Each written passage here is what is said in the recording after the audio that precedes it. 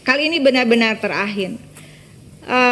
Ada investasi dari Asabri dan Taspen di Pegas atau PGN, ya Bapak dari PGN. Taspen ini membeli saham di tahun 2015 senilai 4.000 sampai 5.000 per lembar, begitu dengan total investasi 400 miliar. Nanti mohon untuk perkembangannya seperti apa, karena izin kami ingatkan, bukan di zaman Bapak, tetapi mohon dukungannya Pak, karena uang yang diinvestasikan itu adalah uang potongan iuran dari PNS per bulan 3,25% untuk tabungan hari tua dan pensiun 3,25%. Assalamualaikum warahmatullahi wabarakatuh. Salam sejahtera untuk kita semua. Om Swastiastu, Namo Buddhaya, Salam Kebajikan Rahayu. Yang kami hormati pimpinan dan anggota Komisi 6 DPR RI, yang kami hormati Direktur Utama PT Perusahaan Gas Negara, Direktur Utama PT Pertamina Hulu Energi beserta jajarannya. Terima kasih untuk pemaparannya, dan saya mulai juga dengan Asta Cita Pak Prabowo. Pak Andre, ini Pak Andre bisa lihat di buku saya tuh paling depan adalah Asta Citanya Pak Prabowo. Jadi menurut saya pemilu sudah selesai, dan apapun sekarang presidennya Pak Prabowo Subianto, tentulah kita harus memberikan dukungan untuk hal-hal yang positif begitu. Asta Cita nomor 2 terkait swasembada energi, betul Bapak ya. Namun kemudian juga ada Asta Cita nomor 7 bahwa memperkuat reformasi politik, hukum dan birokrasi, serta memperkuat pencegahan dan pemberantasan korupsi dan narkotika, kalau saya tidak salah begitu. Nah, sehingga apa yang akan saya sampaikan ini bukan karena kita juga DPR, saya rasa punya tanggung jawab konstitusional juga sesuai sumpah jabatan. Saya sangat berharap perusahaan gas negara dan Pertamina Hulu Energi ini bisa benar-benar bukan hanya survive Pak, tapi juga kuat begitu ya. Karena swasembada energi itu saya sampaikan juga kemarin di hadapan Dirut Pertamina, persoalan energi bukan hanya persoalan tentang jual beli kebutuhan energi, baik itu BBM, gas maupun listrik. Tapi persoalan energi adalah persoalan pertahanan, keamanan, bahkan kedaulatan negara. Sehingga bapak-bapak yang bertugas di perusahaan negara terkait energi ini tentu memiliki hal-hal yang saya kira tidak mudah. Tapi saya yakin, saya melihat auranya ini mungkin akan lebih baik dari yang sebelum-sebelumnya. Karena beberapa, saya kebetulan ini periode ketiga di Komisi 6. Ada orang-orang yang duduk di tempat duduk Bapak Ibu sekarang, Ibu dan Bapak yang dulu, dan kemudian ketika berhadapan dengan kami seolah-olah tidak ada masalah. Kalau kami diingatkan, dianggapnya kami mengkritik pemerintah, lalu kita juga quote and quote mengalami intimidasi tanpa perlu kami sampaikan. Tapi di kemudian hari, dan syukur alhamdulillah di masa pemerintahan Prabowo ini semuanya bisa dibuka, semuanya bisa disampaikan oleh para penegak hukum kita. Dan tentu saya tidak berharap Bapak Ibu nanti juga menjadi bagian yang diperiksa, tetapi saya berharap Bapak Ibu menjadi bagian orang-orang yang menorehkan legasi swasembada energi kita.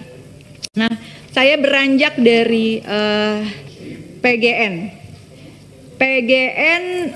Subholding Gas Integrasi Infrastruktur Gas Bumi Pipa dan Non-Pipa dengan hilir gas 95%, total infrastruktur hilir gas bumi di 17 provinsi, 74 kota kabupaten, dan 380.000 pelanggan dengan pangsa pasar rakyat Indonesia yang kurang lebih 270 juta. Apalagi kalau Jargas ini benar-benar jalan Pak, dan ini akan meminimalisir persoalan-persoalan subsidi tidak tepat sasaran, gas dan seterusnya, yang itu juga memakan kerugian negara yang cukup tinggi. Dan di RPJPN 2025-2045, transformasi ekonomi, penerapan ekonomi hijau terdiri dari percepatan transisi energi, penerapan ekonomi sirkular, transportasi ramah lingkungan. PGN sebagai nasional gas agregator, saya sangat mendukung PGN sebagai nasional gas agregator menjadi mitra strategis pemerintah untuk swasembada energi dan penerapan ekonomi hijau. Sekali lagi ini mandat dari cita-cita Presiden Asta Cita nomor 2. Kemudian di sisi lain tentu hal-hal lain kami sangat mendukung Bapak, karena 2023 itu anggaran subsidi LPG sampai di 117,85 triliun, dan kemudian Indonesia juga merupakan eksportir LNG terbesar di dunia. Namun pada 2024 ini nanti tolong kami jelaskan apa perbedaan impor dan ekspor dari yang Bapak hasilkan untuk publik juga supaya lebih jelas Pak. Apa itu LNG, apa itu LPG, singkat saja Pak. Singkat saja, total impor gas alam 6,9 juta ton LPG, dan ini diperkirakan ada loss devisa senilai 63,5 triliun dengan asumsi harga LPG 580 US dollar per ton dengan kurs 16.000 begitu. Nah, tentu ini menjadi, seandainya Pak Andre alokasi ini tadi makanya minta dukungan untuk pemberian alokasi gas bumi dan skema dan seterusnya. Ini ada potensi alokasi yang seharusnya itu kita tidak untuk impor, tetapi kita dorong bagaimana PGN ini menjadi lebih kuat. Namun di sisi lain tadi juga sudah disampaikan, dan ini adalah amanat Asta Cita nomor 7 tentang penegakan hukum. Apa yang terjadi pada PGN dan juga hulu energi di waktu-waktu lalu bukan sesuatu yang lalu kita hentikan untuk bicara, karena akibatnya ditanggung oleh manajemen yang sekarang. Dan manajemen yang sekarang saya kira juga membutuhkan dukungan Komisi 6 terhadap penyelesaian dari kasus-kasus terdahulu. Jangan biarkan mereka yang sedang berusaha dengan jiwa merah putihnya ini tidak mendapatkan dukungan dari Komisi 6 atas kasus-kasus terdahulu di zaman pemerintahan yang lalu, bahwa dikatakan saat itu PDI Perjuangan katakanlah menang, kalau secara partai sekarang juga menang. Tetapi ini bukan persoalan partai menang atau tidak menang atau presidennya dari mana, tetapi kami juga sudah diperintahkan bahwa kami menjadi mitra strategis, sehingga persoalan-persoalan di masa lalu yang sekarang diungkap dengan baik oleh pemerintahan Presiden Prabowo, tentu kami harus memberikan support untuk lebih detail dan dibuka kepada publik. Laporan BPK 2017 semester 1 2022, tolong nanti disampaikan perkembangannya Bapak. Mangkraknya terminal gas alam cair Teluk Lamung Surabaya, kemudian rugi penyimpanan dan regasifikasi terapung FSRU Lampung. Kalau Bapak Ibu mengecek di googling saja Pak, sejak tahun 2018 saya sudah berjuang untuk mengungkap kasus FSRU Lampung. Rike Dia Pitaloka FSRU Lampung 2018. Ini ada kesalahan strategi manajemen di hulu Saka Energi yang membeli blok migas 2013-2015 dengan kerugian rata-rata 50 juta US dollar dalam 5 tahun. Dan tadi disampaikan oleh Bapak, terjadi sekian tahun lalu, tetapi manajemen sekarang ini harus mengatasinya. Tentu saja kita memberikan support. Dan kemudian juga ada akuisisi oleh PT Saka Energi Indonesia lebih tinggi, ini laporan BPK ya, 56,6 juta, senilai setara dengan 852 miliar di 3 wilayah kerja migas Ketapang dan Pangkah di lepas pantai Jawa Timur, betul Bapak? Kemudian Fasken Texas US tadi sudah disampaikan oleh Bapak, ini kesalahan manajemen yang lama. Tetapi manajemen yang sekarang saya kira juga tidak akan lepas tangan, dan pimpinan dan Komisi 6 DPR RI mereka sedang berjuang untuk bertahan dengan keadaan keuangan yang juga digandoli atau terbebani oleh kasus-kasus lama. NPV dari hasil perhitungan LAPI IPB untuk Blok Ketapang 10 juta US dollar di bawah harga beli 87 US dollar begitu, dengan nilai harga pembelian itu 40,5 juta. Ini ada kemahalan senilai 30,5 US dollar. Kemudian pangkah harga pembelian ini kelebihan 11,28 juta US dollar dan Fasken 14,88 juta US dollar menurut BPK. Satu lagi tentang Ganfor. Ganfor ini juga Bapak Mas Andre, saya kira butuh dukungan. Agak yang dari awal saya mencermati kasus Ganfor ini, ada kerjasama antara PGN dengan Ganfor. Saya nggak tahu itu. Dulu tuh Haryo kalau duduk di situ macam orang bener aja, sorry ya bulan puasa nih. Astagfirullahaladzim. Ya. Tapi bagaimana bisa ada substansi kontrak yang mempertaruhkan bukan hanya perusahaan negara tapi mempertaruhkan negara begitu? Tidak bisa suplai kargo PGN, betul Pak? PGN yang harus, dan mereka belum bayar dong ke kita. Izin ya langsung. Izin langsung ya. Karena ini penting menurut saya, potensi kerugiannya 22,4 triliun begitu. Mungkin yang pertanyaan Teh Rika ini Pak Koko bisa dijawab karena memang ini salah satu yang menjadi beban kita, beban negara loh ini. Ya, silakan Pak. Saya langsung aja khusus Ganfor Pak ya. Ya. Nah, update sampai hari ini Ganfor sudah nge-file arbitrase, mereka sudah request for arbitration dan kita sekarang menyiapkan statement of defense.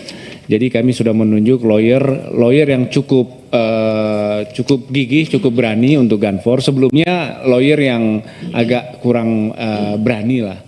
Nah kondisinya sekarang ini boleh dibilang terelevate sedikit posisi PGN karena waktu 2024 ini kita ada kewajiban kan ngirim 7 kargo. Nah 7 kargo, untuk kargo pertama, kargo kedua memang kita gagal kirim. Tapi once kita punya kargo ketiga, keempat, kelima untuk bisa ngirim, mereka malah menolak, tidak mau menerima dengan alasan mereka sudah procure sendiri, sudah melakukan pengadaan LNG sendiri. Dan konsultasi kita dengan lawyer kita bahwa sebetulnya syarat perjanjian antara PGN dengan Ganfor ini adalah mereka beli dari kita dan mereka harus menunjukkan buyersnya mereka. Buyersnya mereka itu menunjukkannya ya dengan adanya sales purchase agreement antara Ganfor dengan buyersnya karena mereka kan trader juga. Nah sampai sekarang memang mereka belum bisa menunjukkan dan spesifik tempat yang harus di deliver to LNG adalah di Jepang. Tapi mereka ini kemarin baru kirim macam-macam, ada di Cina, ada di Korea, ada di Jepang, dan ini yang malah menguatkan posisi kita. Masih 50-50. Nah tadi Ibu Rika bilang ruginya 22 triliun. Itu kalau kita melakukan willful misconduct. Willful misconduct itu artinya kita mengabaikan sama sekali kontrak antara Ganfor dengan PGN. Artinya PGN tidak ada upaya sama sekali untuk mencari. Sekarang izin pimpinan berapa kira-kira kerugian? Mereka baru ngeklaim sekarang ini terakhir 74 juta US dollar. 1 T lah. Tapi belum selesai Bu ya prosesnya ya. Nah ini yang akan kita terus update day by day ke komisaris, ke kita semua. Ini pelajaran berharga sekali tentu saja pimpinan juga untuk kita Komisi 6 dalam politik pengawasan. bagaimana mungkin tadi sebetulnya posisinya juga, maaf kalau saya mengatakan ada indikasi untuk menjebak begitu ya. Tetapi ini juga karena mungkin tim hukum dari PGN khususnya untuk bisa lebih diperkuat ya. Bayangkan waktu itu, ya, ketika kalau tidak salah kargonya itu total 32 kargo untuk sampai di 2024 ya. 2024 sampai 2027 ya. Nah, ini saya tidak bisa membayangkan kalau kemudian saya terima kasih loh Pak Dirut fight betul untuk Gunvor ya. Karena Dirut yang lama saya tahu dia nggak fight. Ya, seperti juga wajahnya, maaf. maaf. Ya, karena jadi ini menurut saya persoalan Gunvor ini tidak bisa dianggap sebelah mata, Pak. Karena ini menjadi citra bagi Indonesia sebagai sebuah bangsa, sebagai sebuah negara. Bagaimana bisa quote and quote diakalin seperti itu? Tadi disampaikan bahwa dalam sales purchase agreement harus ada PGN bisa melihat siapa buyersnya. Betul Pak ya? Lalu kemudian spesifikasi tempat deliver LNG-nya di Jepang. Ini 2 poin penting menurut saya, dan mudah-mudahan ada media yang mengutip ya, bahwa ada indikasi Gunvor pun quote and quote mencoba untuk tidak patuh pada agreement yang ada. 2 poin tadi saya ulangi karena ini penting. Ternyata berarti Gunvor tidak membuka siapa buyersnya ke PGN. Padahal itu ada dalam kontrak, betul Pak. Yang kedua adalah spesifik tempat deliver yang tertulis di dalam kontrak adalah Jepang. Betul Pak. Tetapi kemudian PGN malah harus disuruh kirim ke Cina, Korea dan segala macam. Ini hitungan tentu jadi beda lagi begitu. Dan ketika PGN di dalam pengiriman ketiga dan seterusnya akan mengirim, mereka mengatakan mereka sudah menanganinya sendiri. Nah, mohon dukungan juga tentu dari, saya nggak tahu, Kementerian Luar Negeri saya kira juga apakah memberikan support untuk katakan memberi ini karena udah di The London Arbitrase ya Pak ya. Sehingga ini juga membutuhkan dukungan full. Saya kira Mas Andre PGN tidak bisa sendiri dalam hal ini karena ini membawa wajah Indonesia begitu ya. Kalau ini kita berhasil, orang nggak bisa seenak-enaknya lagi memperlakukan kontrak internasional seperti ini. Yang terakhir mengenai PHE, mohon maaf agak panjang. Ini PHE Pertamina Hulu Energi Pak, ada subholding upstream temuan cadangan minyak gas bumi di Bekasi Pak, dapil saya Pak. Mohon perkembangannya seperti apa? Rate minyak 402 BDPD, rate gas 1,09 mmSCFD, kedalaman 2590 mmD ya. Mohon ini penjelasannya sampai mana, karena itu adalah kawasan industri terbesar saya kira saat ini di Indonesia dengan zona ekonomi internasional dan lebih dari 30 negara. Kali ini benar-benar terakhir. Ada investasi dari Asabri dan Taspen di Pegas atau PGN ya, Bapak dari PGN. Taspen ini membeli saham di tahun 2015 senilai 4.000 sampai 5.000 per lembar begitu, dengan total investasi 400 miliar. Nanti mohon untuk perkembangannya seperti apa, karena izin kami ingatkan bukan di zaman Bapak, tetapi mohon dukungannya Pak, karena uang yang diinvestasikan itu adalah uang potongan iuran dari PNS per bulan 3,25% untuk tabungan hari tua dan pensiun 3,25%. Uang ini adalah dana amanah saya kira, karena ini potongan upah dari para pekerja. Demikian pimpinan, mohon maaf kalau terlalu panjang. Mudah-mudahan kita bisa, saya memberikan dukungan penuh terhadap swasembada energi, dan tentu saja PHE dan juga PGN bisa lebih bertahan lagi ya. Selamat berjuang. Wallahul muwaffiq ila aqwamit thoriq. Wassalamualaikum warahmatullahi wabarakatuh. Waalaikumsalam warahmatullahi wabarakatuh. Jadi Ganfor itu tolong Bapak laporkan secara berkala kepada kami di Komisi 6, dan memang kalau butuh dukungan politik kita di Komisi 6 tentu akan memberikan dukungan Pak, karena jangan sampai negara kalah dan negara rugi karena tidak profesionalnya pendahulu Bapak ya. Izin Pak Ketua, Pak Andri, saya info aja bahwa kita sudah memprovisikan. Jadi laba kita nanti di 2025 ini belum final Pak ya, masih dalam proses. 2024 ini Q3 kita sudah oke lah, di atas target ya. Itu sudah termasuk dengan pencadangan provisi kerugian Ganfor ini yang sebesar 73 juta. Bapak jadi kita sudah cadangkan kerugian 1T itu 70. Okay. Ya, tapi tolong itu dikonsultasikan juga Pak ke aparat penegak hukum. Selalu Pak. Ya, supaya jangan sampai nanti Bapak pensiun nggak tenang Pak. Ya, baik. Selanjutnya kepada batik kuning yang viral kemarin. Enggak. Tolong dong itunya, kameranya ke sini. Ya, silakan Bapak batik Mbak kuning. Mudah-mudahan kita semua terhindar dari segala fitnah. Terima kasih. Bismillahirrahmanirrahim. Assalamualaikum warahmatullahi wabarakatuh.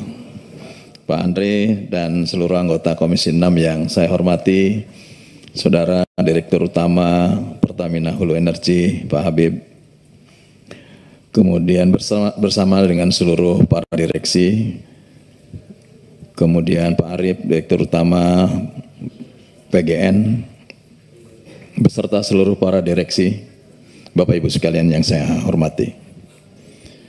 Pertama, kalau kita berbicara persoalan kedaulatan energi, maka Bapak berdua inilah yang harus berperan penting dalam menuju kepada kedaulatan energi. Karena ini sudah menjadi misi pemerintah di dalam 5 tahun ke depan untuk mencapai kedaulatan energi, pangan, dan air. Karena semua dihilir, di tengah diproses, tidak ada artinya kalau tidak didukung penuh oleh sektor hulu atau upstream.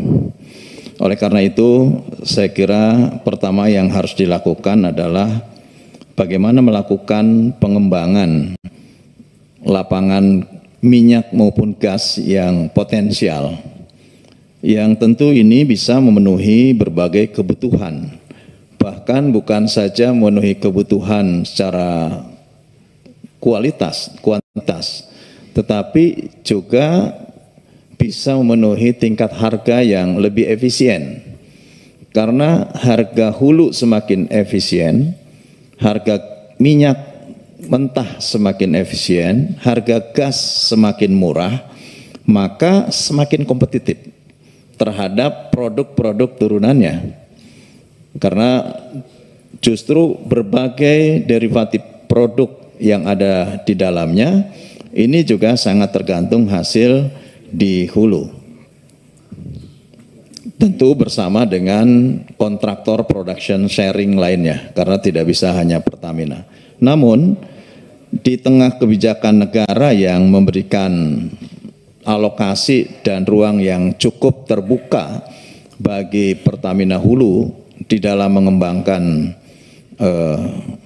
energinya ataupun peningkatan produksinya, tentu saya ingin mendapatkan keyakinan bahwa Pertamina Hulu betul-betul on the tracks dan kemudian bisa memenuhi terhadap target-target pemerintah. Karena hulu ini termasuk di dalam indikator makroekonomi. Lifting migas ini termasuk dalam indikator makroekonomi yang setiap tahun dibahas, ditetapkan, Tetapi kan sampai hari ini bukan malah meningkat, tetapi menurun. Sekarang 600.000 barrel per day. Dari sebelumnya 620.000 barrel per day. Artinya ada keinginan kita ingin mencapai kedaulatan, tetapi seperti apa sesungguhnya prospek yang Bapak miliki hari ini? Artinya saya berarti sedang meminta uji petik dari Pertamina. Meski sekali lagi saya tekankan memang bukan hanya di Pertamina Hulu, tetapi juga di kontraktor production sharing lainnya. Yang kedua, usaha di hulu juga itu sangat bergantung terhadap kemampuan manajemen untuk bisa menarik investasi. Karena di hulu selalu kita dihadapkan kepada padat kapital. Jadi saya pernah mengunjungi salah satu sumur gas di Amerika Serikat yang saya dulu background juga saya di minyak gitu ya. Jadi saya juga bisa membenchmark sebetulnya. Terutama saya di hulu dulu di pengeboran gitu. Dulu mengawali Tangguh, mengawali Kepodang yang sekarang dimiliki oleh PGN. Ya tentu dulu yang mengawali saya dulu gitu ya.